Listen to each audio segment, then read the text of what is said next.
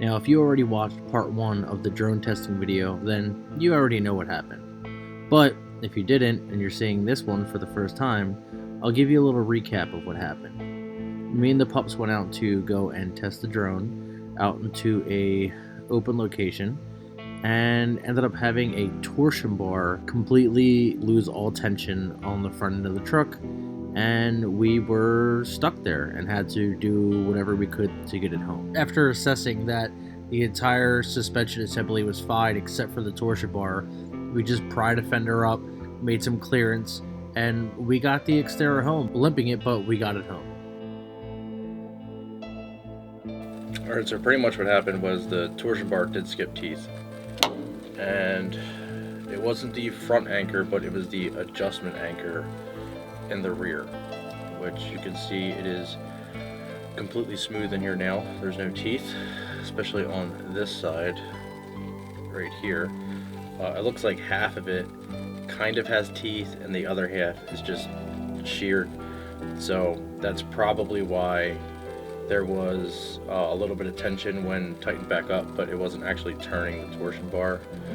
So they do sell upgraded ones of these for about $180, but I needed something quick because, like you guys know, this is my daily.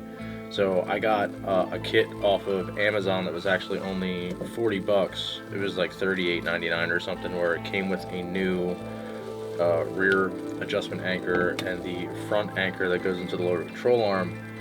The rear adjustment anchor worked fine. I had no issues there with that.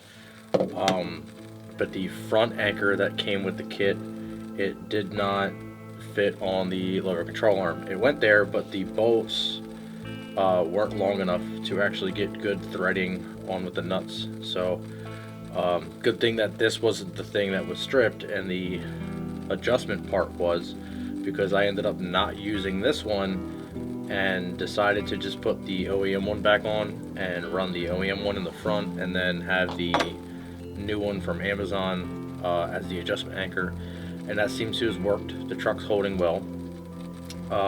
Re-indexed everything, drove it for a little bit, rechecked it, re-indexed, you know, did the whole procedure, and it seems to be holding pretty good. Now, I did do some research and find out that this is a very common thing that happens, especially with the upgraded torsion bars. When you upgrade the torsion bars, you make pretty much everything else weaker in that system. So it's suggested to upgrade the front anchor and the adjustment anchor with aftermarket ones, but they can be pricey. And they also say to get spares, because even when you have the aftermarket ones, they can still strip. It's still a very common thing. So I think what I'm going to do is I'm probably going to buy a couple of the Amazon ones, a couple kits of the Amazon ones, just to have as a oops, it happened on the trail and I need to get out of here backup plan. But I think I'm also going to get the upgraded ones, and when they come in I'm going to put the upgraded ones on and just keep the Amazon ones for just like a I need to get home type deal. So that's where we're at now. Now that the Xterra is finally fixed again, we can go ahead and we can take it back out and do what we want to do. Hopefully this time we don't run into any similar issue, but you never really know. It is what it is. The torsion bar is allegedly fixed for now, so we'll see how long that holds until the new upgraded one comes in. I am off of work today. Me and the pups are gonna finally go test this damn drone out. We're gonna go get some coffee and then we're gonna go test the drone out.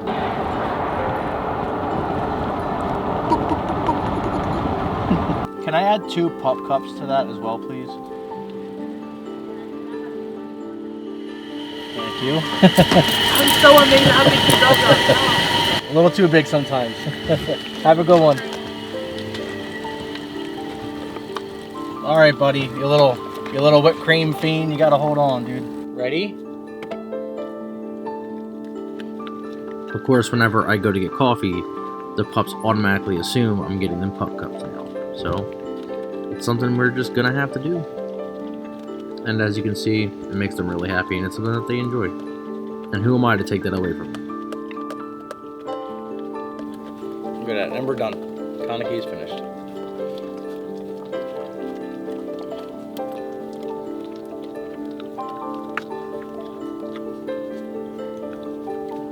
Oh, bro, you're making a bigger mess. There you go. Ooh.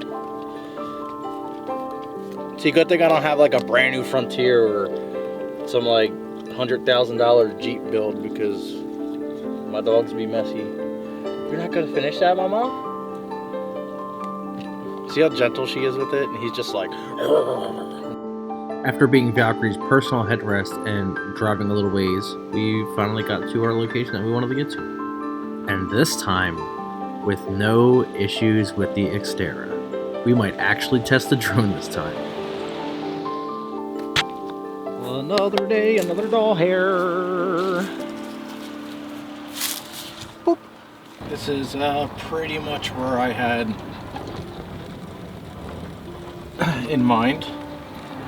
A lot of open area, a lot of cool stuff. But more importantly, a great place to test out the drone.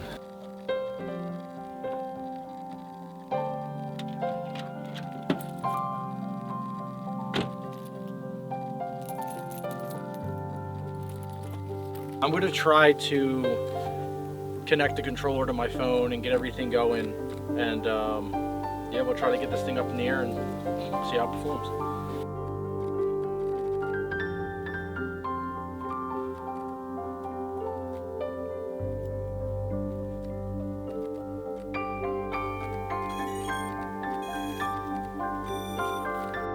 You're gonna have to give me a break here because I've never flown a drone before, and this is my first time ever even setting it up. So it took me a little bit of time to figure out between needing to know that it needs to be calibrated and doing all the steps and procedures to finally get this thing to start flying.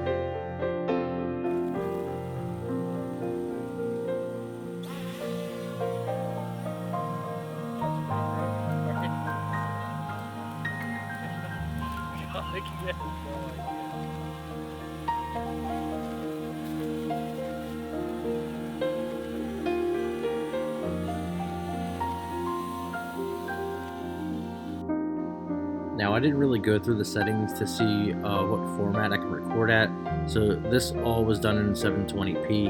I'm not sure if it can record at a higher quality, but I was kind of focusing on just getting this thing to fly.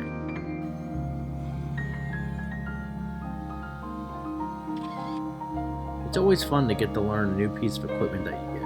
I'm looking forward to finding out new ways to either fly, record, or get inspiration of different kinds of perspective I can use now.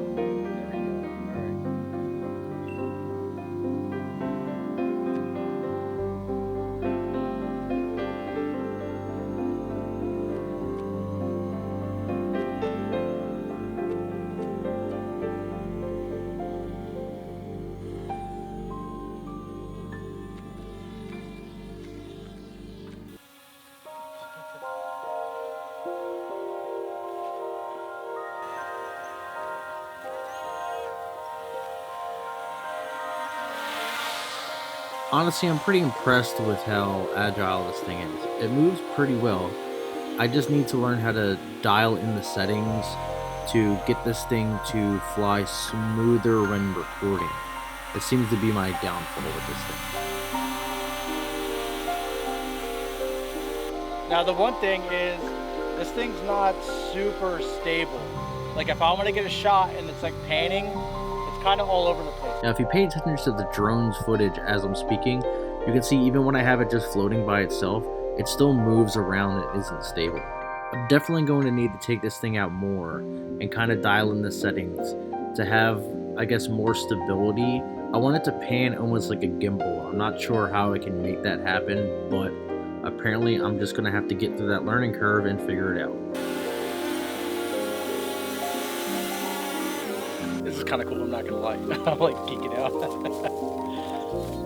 But there's a huge learning curve. There has to be, because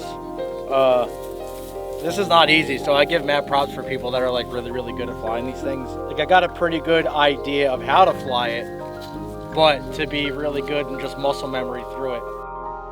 Now I really wanted to try to get a shot with the truck driving down some trail and the drone following, or at least floating up above and just getting an angle of the truck driving. However, I learned that the battery life on this thing is very, very short, and it died in the middle of me just trying to do this shot. I got about, I want to say like 20 minutes of flight, and then it kind of just like decided to fly itself back to where I took off at, and it was done. So I'm probably gonna have to stock up on some batteries, or maybe see if they have a longer lasting battery, and learn how to fly this damn thing. As always, thanks for watching Escapism. Like, comment, and subscribe. See you next time.